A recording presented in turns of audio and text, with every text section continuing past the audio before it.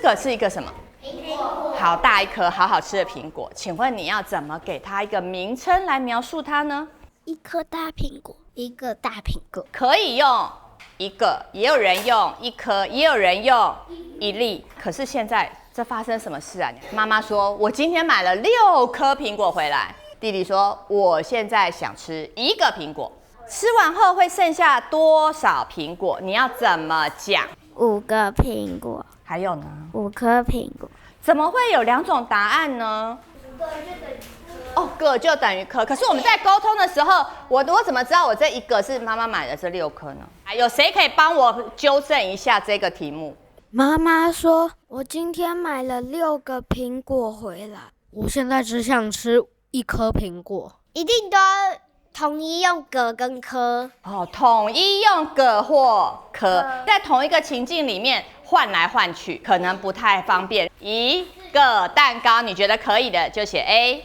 好，你觉得1条蛋糕可以的就写 B。好，你觉得1盒蛋糕可以的就写 C。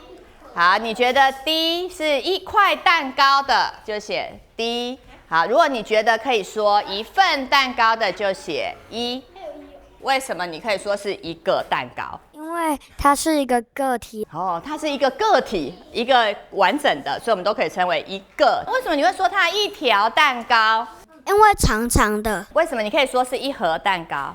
因为去买的时候就有包装，就会有1盒。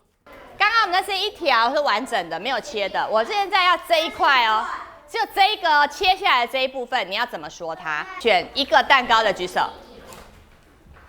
好，手放下。1条蛋糕的。这样子为什么？因为吃的是对啊。你直着这样子看1小条是吗？1小条蛋糕，非常好。可以有人说1盒蛋糕吗？没有1盒了。好，来1块蛋糕呢？好，很好。来1份蛋糕有没有？有人觉得用1份蛋糕也可以。妈妈说了，冰箱里有1块蛋糕。对啊，谁吃掉了？弟弟说我吃了1块蛋糕。妹妹说我也吃了1块蛋糕。发生了什么事啊？你可以把图画出来，不用画人，只要画蛋糕就好。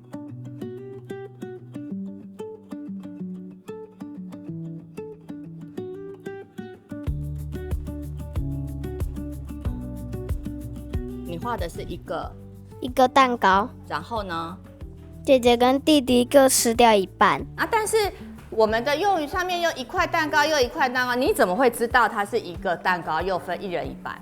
因为妈妈说的1块蛋糕应该是1整个蛋糕，弟弟跟姐姐吃的1块蛋糕是1小块。好，因为2个人在分，对不对？所以你们都觉得，那就1人吃了1半，所以他们吃的这个块是真的块吗？妈妈买的块指的是什么块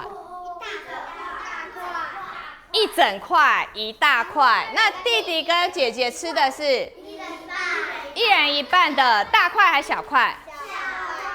小块。这个故事里面应该怎么说会好一点呢？弟弟要说我吃了1半的蛋糕，姐姐要说我也吃了1半。妈妈应该说我买了1整块蛋糕。那小孩要怎么说呢？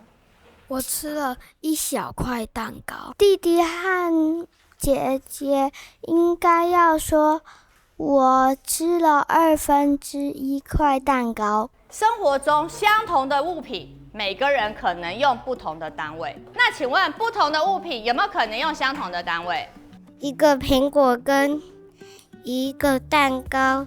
对，不同的物品可能会用相同的单位哦。我们在生活里面各种方法都有可能，对不对？但是在数学上，同一个问题，就像刚刚妈妈买了6颗苹果，我吃掉1个苹果，这样子会让人家听不懂。所以呢，在数学的题目里面，如果同一个情境下、同一个问题中，相同的物品就要用相同的非常棒，单位。刚刚妈妈吃的这是1块蛋糕，这样子可以吗？可以我也说这是1块蛋糕。我就要换成1片。如果我再说它1块蛋糕，你会不会听成这个？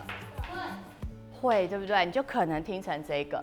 所以呢，在同一个问题里面，我们如果表示相同的东西，就要用相同的单位，没错。那如果呢，我们在同一个问题里面，如果要表达不同的东西，我们就会用不同，非常棒，就会用不同的单位。